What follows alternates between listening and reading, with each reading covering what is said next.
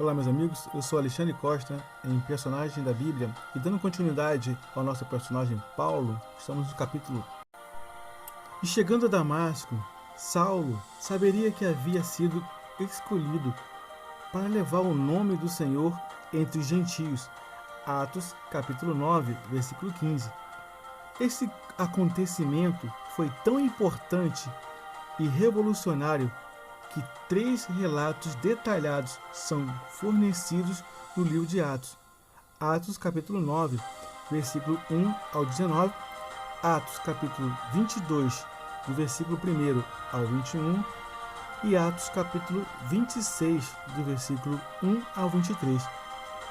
Há 2 elementos nessa história que ficam muito claros. Primeiro, Paulo estava convencido de que tinha visto o Senhor ressurreto. O segundo, sua vida foi radicalmente mudada daquele dia em diante.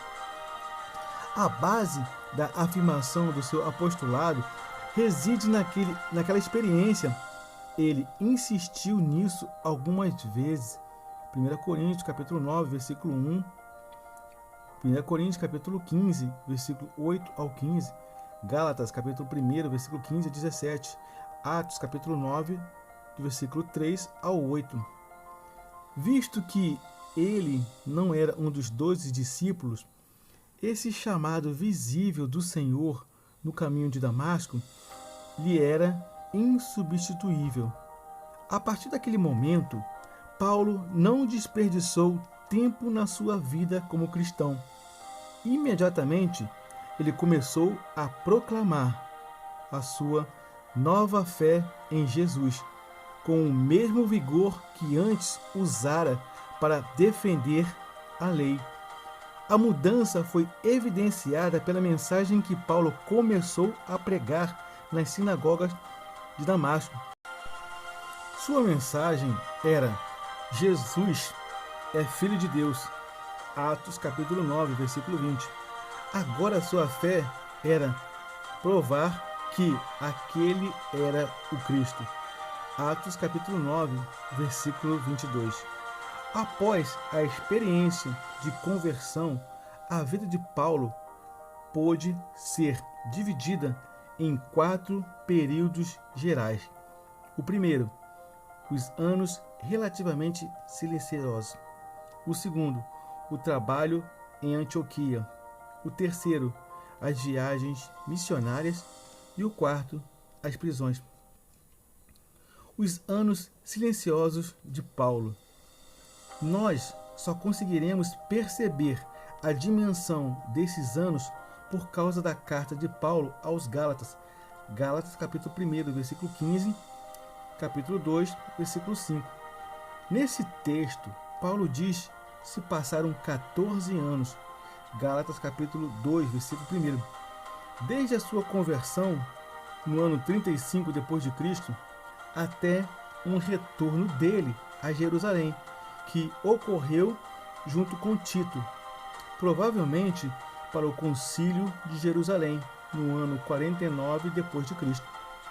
Antes desse concílio, Paulo já havia realizado a primeira viagem missionária. Acredita-se que durou de 2 a 3 anos, possivelmente, do ano 46 ao ano 48 depois de Cristo. E antes da primeira viagem missionária, Paulo havia ajudado Barnabé no cuidado da igreja em Antioquia por 1 ano. Então, aparentemente, esses anos silenciosos da vida de Paulo foram aproximadamente 10 a 14 anos entre a conversão e o concílio de Jerusalém, menos 2 ou 3 anos da primeira viagem missionária e menos 1 ano em Antioquia. Nesse período, também aconteceu o que Paulo registrou em 2 aos Coríntios, capítulo 11, versículo 32 ao 33. Em Damasco, o que governava sobre o rei Aretas pôs guardas às portas dos damascenos, para me prenderem. Mas, por uma janela na muralha, desceram-me num grande cesto e assim escapei das suas mãos. Esse ocorrido aconteceu durante o segundo período de Paulo, que esteve em Damasco. Gálatas, capítulo 1, versículo 17. O esboço desse período pode ser dado assim: pregação em Damasco, rapidamente, Atos capítulo 9, do versículo 20 ao 22. Viagem para a Arábia, Gálatas capítulo 1, versículo 17. Retorno a Damasco, Gálatas capítulo 1, versículo 17. Fuga para Jerusalém, Gálatas capítulo 1, versículo 18. Segunda carta aos Coríntios, capítulo 11, versículo 32 e 33. Atos, capítulo 9, versículo 23 a 26. Encontro com Pedro e Tiago em Jerusalém. Gálatas, capítulo 1, versículo 18 e 19.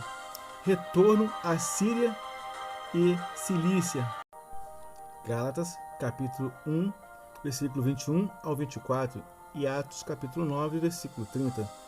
E esse período termina com um convite de Barnabé para ajudar na igreja em Antioquia.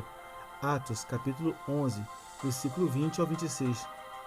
No entanto, a insuficiência de informações deixou muitas perguntas sem respostas para a reconstrução da vida de Paulo nesse período.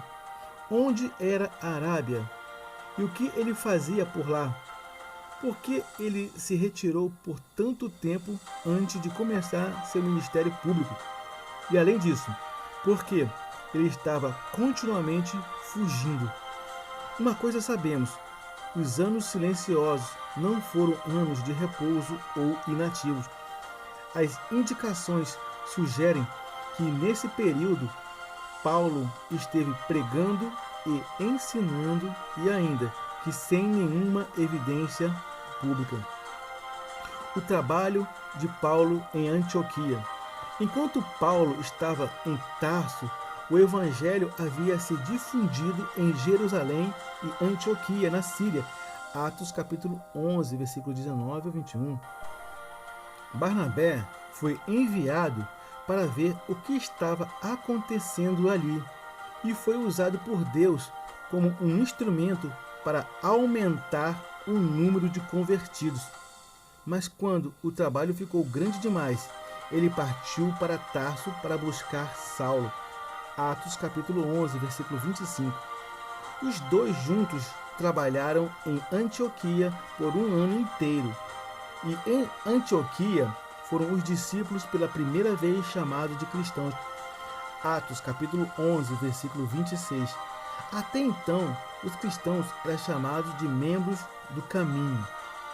Este foi o ponto crucial na vida de Paulo, porque pode ter sido ali que a sua visão de levar o evangelho aos gentios se consolidou. Foi enquanto ele estava ativo em Antioquia que o Espírito Santo disse: apartai-me a Barnabé e a Saulo para a obra a que eu os tenho chamado. Atos capítulo 13, versículo 2. A partir desse momento que tiveram início as viagens missionárias de Paulo. As viagens missionárias de Paulo, abrangendo em um período de aproximadamente 10 anos, o trabalho missionário de Paulo aconteceu principalmente em 4 províncias do Império Romano: Galácia, Macedônia, Acaia e Ásia. Na época, era considerada abrangendo uma província. Em cada uma delas, ele concentrou nas cidades-chave, que eram os maiores centros populacionais. Uma vez alcançadas essas cidades principais, através delas eram alcançadas as áreas rurais, normalmente usando convertidos de cada um desses lugares. Colossenses capítulo 1, versículo 7 ao 8, capítulo 4, versículo 2. Os métodos de Paulo de estabelecer e plantar igrejas podem ser em um resumo em Atos capítulo 14, versículo 21 a 23. Primeiro, pregando o evangelho através da evangelização. Segundo, fortalecendo e encorajando os crentes, consolidação e edificação. E terceiro, escolhendo presbíteros em cada igreja, organização. Assumiu-se a mesma abordagem nas cidades de Filipe, Atos capítulo 16, verso 40, Filipenses capítulo 1, versículo 1, Corinto, Atos capítulo 18, versículo 4 ao 11, 1 Coríntios capítulo 16, versículo 15 e 16, e Éfeso, Atos capítulo 19, versículo 8 ao 10. Nesse período, talvez por volta do início do ano 45 d.C., Barnabé e Paulo levaram ajuda aos crentes de Jerusalém. Naquele período houve uma grande fome na Judéia e voltaram com o primo de Barnabé, João Marcos, para Antioquia. A primeira viagem missionária de Paulo, Atos capítulo 13, versículo 2 e Atos capítulo 14, versículo 28. Essa viagem durou de 2 a 3 anos, possivelmente do ano 46 a 48 d.C. Essa foi uma missão para os gentios, Atos capítulo 14, versículo 27. Foram nessa viagem Saulo e Barnabé e seu sobrinho João Marcos, como cada um dos períodos de viagem de Paulo. O ponto de partida foi Antioquia, um lugar que assumiu o papel do centro do cristianismo para os gentios. Partindo do porto de Seleucia, Paulo e seus companheiros desembarcaram em Chipre, em seu extremo leste de Salúmia. Cruzaram toda a extensão da ilha, pregando primeiro nas sinagogas dos judeus. De fato, este era o seu ponto de contato com os gentios, alguns dos quais eram adeptos do judaísmo. O primeiro encontro com funcionários romanos também ocorreu em Pafos, a cidade capital daquela região e residência do procônsul Sérgio Paulo. Ali também eles encontraram a primeira grande perseguição a um judeu chamado Bar Jesus, que alegava ser profeta e mago e que se tornou conselheiro espiritual do procônsul Sérgio Paulo. Bar Jesus tentou impedir o procônsul de escutar a mensagem cristã. Paulo fez com que o mago ficasse cego e Sérgio Paulo acreditou em Cristo, maravilhado com a doutrina do Senhor. Atos capítulo 13, versículo 12. Saindo para o mar, o grupo foi então para Perge, na Panfilha. Nessa cidade, João Marcos os abandonou, voltando para Jerusalém. Atos capítulo 13, versículo 13. O momento parecia inesperado para essa atitude. O que pode ter acontecido?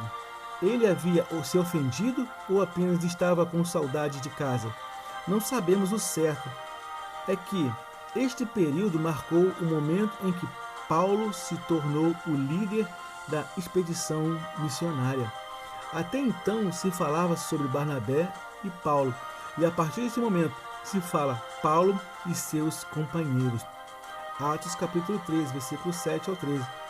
Coincidentemente, a partir desse momento, Saulo começou a ser chamado por seu nome romano, Paulo.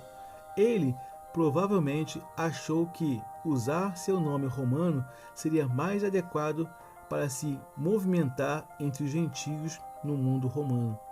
Era como se um americano que se chamasse John preferisse morar no Brasil e ser chamado por João, para facilitar a sua interação na nova cidade.